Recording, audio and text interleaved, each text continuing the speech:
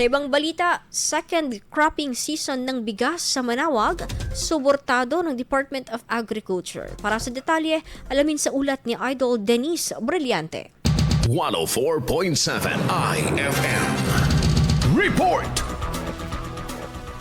Nasa 1,500 ektarya ng lupang sakahan sa Manaoag ang matatamna ng hybrid rice seeds na ipinamahagi ng Department of Agriculture o DA. Layunin nitong matulungan ng mga magsasaka sa kanilang pangalawang anihan o second crop dry season ngayong taon. Samantala nakabatay naman sa laki ng kanilang sinasakahang lupain na ang dami ng binhing natanggap ng bawat magsasaka upang matiyak ang patas at epektibong distribusyon ng ayuda. Ayon sa pamahalaan, hangad nilang mapabuti ang produksyon ng bigas sa bayan at matulungan ng mga magsasaka na mapalago ang kanilang ani. Kasama mo mula rito sa IFM News Dagupan, ito si Idol Denise Brillante Tatak. IFM IFM News. IFM News.